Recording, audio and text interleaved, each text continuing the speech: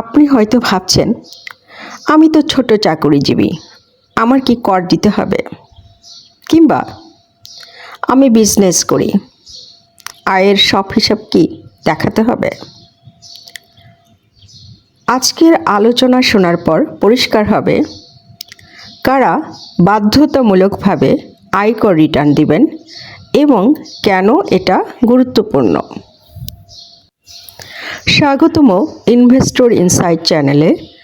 আমাদের নতুন series Bangladesh income tax return A to Z গাইডে আমরা দেখাচ্ছি ধাপে ধাপে কীভাবে রিটার্ন দিবেন। আজকের পর্বে আমরা আলোচনা করব কারা বাধ্যতামূলকভাবে রিটার্ন দিবে। প্রথমত, যদি আপনার TIN মানে ট্যাক্স পেয়ার আইডেন্টিফিকেশন নাম্বার থাকে, আপনি রিটার্ন দিতে বাধ্য। TIN পাওয়া যায় E-TIN রেজিস্ট্রেশন করে। এটি হলো আপনার সরকারি ট্যাক্স আইডি।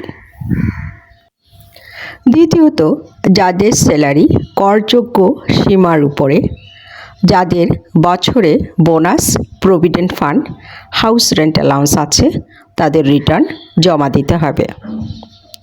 চাকরিজীবীর ক্ষেত্রে স্যালারি স্লিপ প্রয়োজন। তৃতীয়ত, ব্যবসায়ী ও ফ্রিল্যান্সার। আপনি ব্যবসা করেন, আপনার লাভ ক্ষতি দেখাতে হবে। আপনি ফ্রিল্যান্সার কিংবা ইউটিউবার, বিদেশি আয় যদি থাকে দেখাতে হবে। ব্যাংক লেনদেন বড় হলে রিটার্ন বাধ্যতামূলক।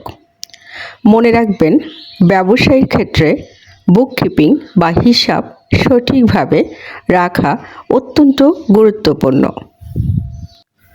চতুর্থত, আপনি যদি গাড়ি, ফ্ল্যাট, জমি কিনে থাকেন, আপনি ব্যাংক লোন নিয়ে থাকেন, আপনার বড় আয়ের ডিপোজিট আছে, তাহলেও রিটার্ন দিতে হবে।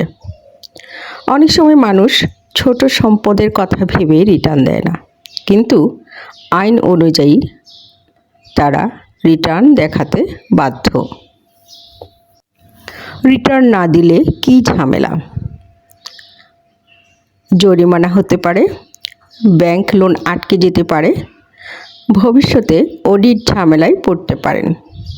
তাই আমি ছোট আয়ের মানুষ ভেবে এড়িয়ে গেলে পরে সমস্যা হবে। সঠিকভাবে রিটার্ন দিলে বৈধভাবে ট্যাক্স রিবেট পাবেন, আইন অনুযায়ী পেনাল্টি এড়াবেন, ভবিষ্যতে loan, trade licence, government service সহজ হবে। পরবর্তী পর্বে আমরা দেখাবো TIN কীভাবে খুলবেন এবং এর জন্য কি কি কাগজপত্র দরকার। সাবস্ক্রাইব করুন ইনভেস্টর ইনসাইট চ্যানেল, যাতে পুরো সিরিজে একসাথে সব শিখতে পারেন। ধন্যবাদ।